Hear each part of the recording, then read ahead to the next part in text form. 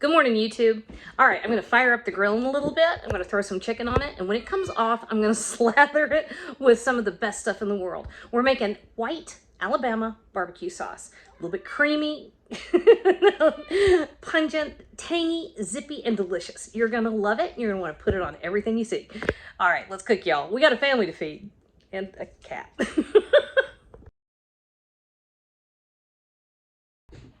I don't know what has gotten into my cat. I don't know why he's running around stalking me, but now he's got my dog going. So I'm gonna try to do this with despite the mouthy animals. Okay, get that cupboard door to stay shut. All right, so we're making an Alabama barbecue sauce. And this is one of the most delicious things ever. I used to make this when the kids were little, and Bladen and Boone especially would just, oh man, grill anything, and this stuff is good on it. So there's a million different types of barbecue sauces. Oh shoot, I had to fight with all my cupboards. There's a million different kinds of barbecue sauces, and you've got the Memphis style, which is kind of sweet, and you have the North Carolina style, which is vinegar based with ketchup and cayenne. So a cup of mayonnaise first, y'all. Then there's the South Carolina mustard style, and this is the way that they do it in Alabama. Of course, my favorite kind of barbecue is whatever's sitting right in front of me. Whatever somebody just handed me. All right, so a cup of mayonnaise and a quarter cup of apple cider vinegar.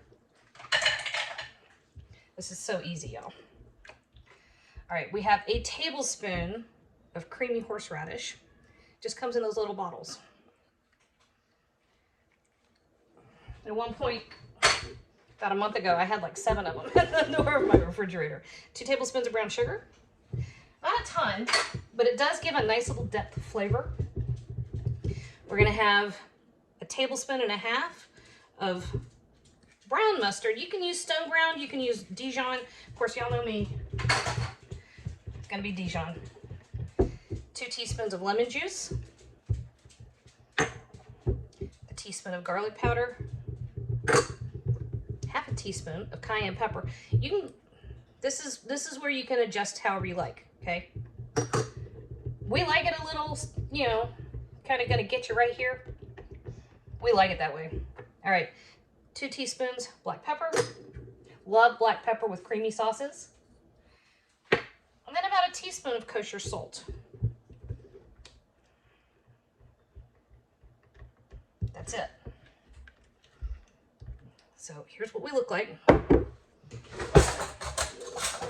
You can make this ahead of time and stash it in your fridge.